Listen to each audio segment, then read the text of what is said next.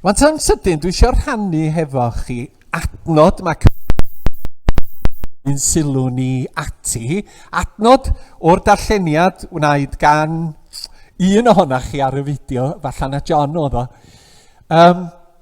Dwi wedi rhoi y 3 cyfeithiad Cymraeg yn y fan yma. Bibl Cymraeg newydd diwygiedig, dywedodd wrthyt feidrolyn, beth sy'n dda ar hyn a gais yr arglwydd gennyt? Dim ond gwneud beth sy'n iawn, caru teyrngarwch, ymostwng i rodion ostynedig gyda Dduw. Bibl.net, na mae'r arglwydd wedi dweud beth sy'n dda a beth mae eisiau gennyt ti. Hybu cyfiawnder, bod yn hael bob amser a byw'n wylaidd ac yn nifydd i dy Dduw. Ac yna Bibl William Morgan, dangosodd fe i ti ddyn, beth sydd dda, a pha beth a gais yr arglwydd gennyt. Ond gwneithir barn, a hoffi trigaredd, ac ymostwng i rodio gyda Dduw. Oedd Micha'n proffwydo yn yr 8fed ganrif cyn Crist.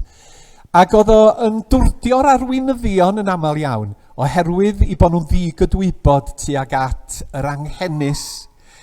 Oedd o'n dwrdio hefyd pobl grefyddol, oherwydd na'r cyfan oedd nhw'n wneud oedd crefydda, oedd cynnal cyfarfodydd crefyddol, ond doedd i crefydd a'i ffydd nhw ddim yn effeithio ar eu calonna ac ar eu hagwedd nhw tuag at bobl eraill, ac at y ffordd oedd nhw ymdrin ar clawd o fewn i'w cymuned.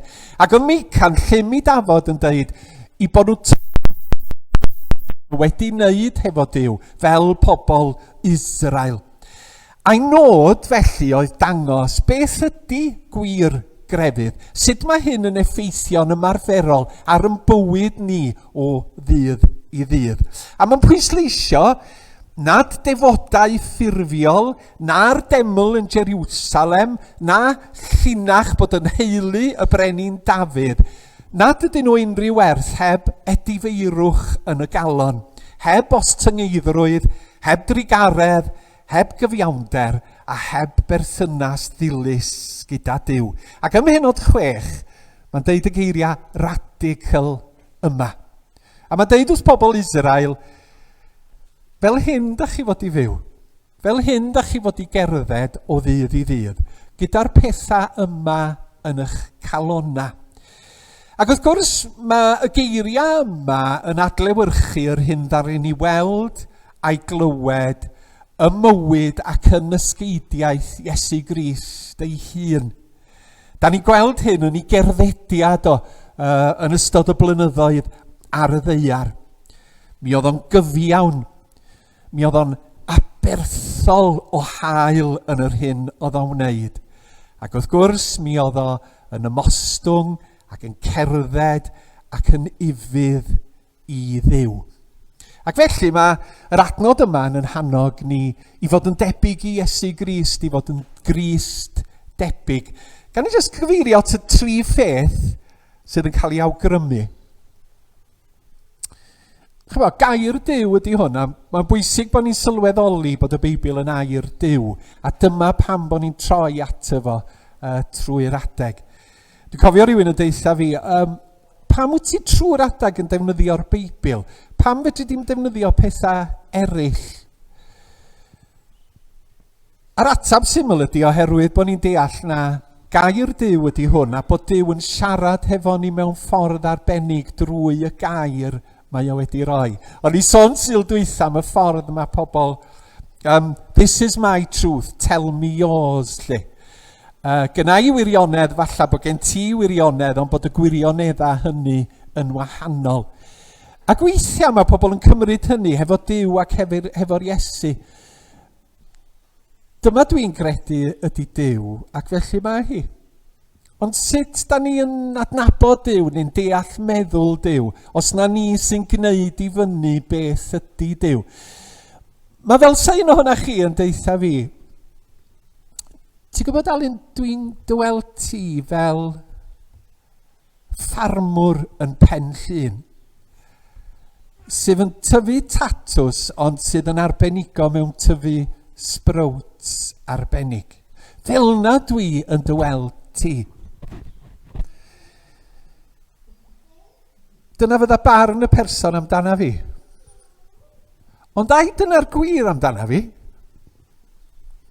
Ai ffarmwr yn Pen Llŷn yn tyfu sprouts? Ydw i, oherwydd bod y person yna yn ymweld i ac yn meddwl amdana fi fel ffarmwr? Wel na ci. Nid dyna'r gwirionedd am pwy ydw i. Dwi wedi nidog yn fama yng Nghaerdydd ers 5 mlynedd ar hugian ac yn tyfu chydig o sprouts yn cwbl aflwyddiannus. Ond mae'n Duw ac efo Iesu Grist. Mae'n dweud, dyma dwi'n feddwl am Dduw. Dyma dwi'n feddwl ydy Iesu Grist. Dyma pan bod ni angen y gair. Mae Duw di rhoi y gair i ni i ddangos sut un ydy Duw. Nid bod ni'n dychmygu sut un ydy o. I ddangos i ni sut ydy un ydy yn gwaredwr ni, Iesu Grist. Ni bod ni'n dychmygu a bod rhywun arall yn meddwl rhywbeth gwahanol a bod rhywun arall yn Abertawe efo rhywbeth gwahanol. Ond bod o di wreiddio yn y gair. Ac yn y fan yma mae arweiniad Duw ynglŷn â byw bob dydd. A'r 3 pheth ydy hybu cyfiawnder, bod yn hael bob amser, a byw yn i'w wilaidd ac i fyddhau i ddiw neu rhodio cerdded, rhodio gyda Duw. Hybu cyfiawnder. Mae hwnna'n ddigon clir yn dydi. Da ni fel pobl Iesu Grist i hybu cyfiawnder ac i wneud yr hyn sydd yn iawn yng ngolwg Duw. Ac yng nghyd-destun wythnos Cymorth Cristnogol, mae hyn yn golygu mynnu cyfiawnder dros bobl sy'n dioddef fwyaf o ganlyniad i newid hinsawdd. Dyma'r pwyslais eleni. Da ni'n gallu gwneud hynny drwy gyfrannu'n hael at Cymorth Cristnogol. Ac fel o'n i'n deud yn y fideo, ga'i channog chi fod yn hael eleni. Wrach oherwydd y pandemig, da chi ddim wedi gwario gymaint, a fod ganddoch chi fwy dros ben. Ga'i channog chi i gyfrannu mwy nag arfer tuag at Cymorth Cristnogol. Drwy law eilir, mae manylion cyfrannu yn y llusern fach bob wythnos i chi allu gwneud hynny. Oherwydd, dyma anogaeth y gair, yn bod ni'n hybu cyfiawnder. Mae'n golygu hefyd ymgyrchu dros gyfiawnder, ymgyrchu dros ofalu am y greadigaeth. Ac os ewch chi wefan Cymorth Cristnogol, mae yna ffyrdd y gallwch chi wneud hynny drwy arwyddo y deiseb, drwy anfon llythyrau i wleidyddion. Oherwydd creadigaeth Duw ydy hwn, ond o ganlyniad i weithgarwch drwg dynoliaeth, da ni'n llygru y greadigaeth. Mae yna dana gwyllt mewn llawer o wledydd oherwydd sychder, mae yna lifogydd difal, mae yna drowyntoedd dinistriol, mae yna rywogaethau anifeiliaid a phrefetach yn diflannu o'r greadigaeth, oherwydd yn bod ni yn farus, oherwydd yn bod ni yn llygru, ac oherwydd yn bod ni eisiau moethusrwydd mawr i ni yn hunan. Hybu cyfiawnder. Ail beth, bod yn hael bob amser, neu caru teyrngarwch, neu hoffi trigaredd. Mae Duw am i ni fod yn bobl sydd yn llawn trigaredd a charedigrwydd, tuag at bobl a tuag at y cread.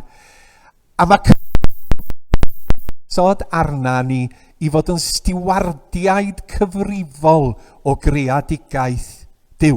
Mae'r ffydd Cristnogol, dwi wedi deud hyn gymaint o weithiau, ond weithiau da ni'n gwneud Duw yn rhy grefyddol. A da ni'n crefydd. Pa mae Duw yn dduw y greadigaeth i gyd.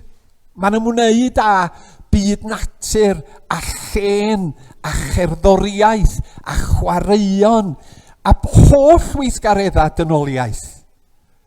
A da ni'n gwsio fo'i gornel.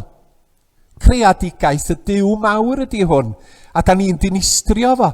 A reit ar ddechrau llyfr Genesis, mae Duw yn deud ac yn gofyn, bobl, newch chi edrych ar ôl hwn. Mae'n un o'r gorchmynion cynta yn y Beibl i ddweud y gwir. Dwi wedi creu y lle yma i chi fyw arno fo, a dwi'n rhoi chi'n gyfrifol. A da ni'n sylweddoli erbyn hyn drwy yn trachwant yn bod ni'n dinistrio fo. Da ni fod yn llawn trigaredd tuag at bobl a tuag at y greadigaeth hefyd. Oherwydd mae'r ffordd da ni'n trin y greadigaeth yn effeithio ar y tlawd yn dydi. Dyn nhw methu cynhyrchu bwyd. Dyn nhw methu cael dŵr glân. Mae yna hyd yn oed bobl cenhedloedd rwan yn colli eu hynysoedd wrth i lefel y môr godi. Maen nhw'n colli gwledydd a maen nhw'n gorfod symud i dir uwch erbyn hyn. Y trydydd peth ydy cerdded yn wilaidd, byw yn wilaidd ac yn ifydd i ddiw. A mae hyn yn golygu troi at ddiw, y crewr, y cynhaliwr a'r achubydd trwy yr arglwydd Iesu a cherdded gyda gef gydol ein bywyd. Gweddio bod mewn perthynas hefo Duw ac ildio'n bywydau i fod o dan arweiniad ei ysbryd. A mae ni i weddio yn gyson dros y dlodion, dros anghyfiawnder. Ac ai annog chi heno yma, pan fyddwch chi'n mynd i gysgu, dwi eisiau chi ddeud eich padar heno yma, a dwi eisiau chi weddio dros y tlodion, dros y rhai yma'n Kenia, dros y bobl yn India, a bod trigaredd Duw yn llenwi'ch calonna chi ac yn eich gwneud chi'n hael, a finna, ac yn bobl sydd yn gallu gwneud pethau bach i newid y byd mawr da ni'n byw ynddo fo. Dyna'r tri pheth, pa beth a gais yr arglwydd gen ti. Gwneithir barn, hoffi trigaredd ac ymostwng i rodio gyda'r ddiw. Yn enw Iesu Grist. Amen.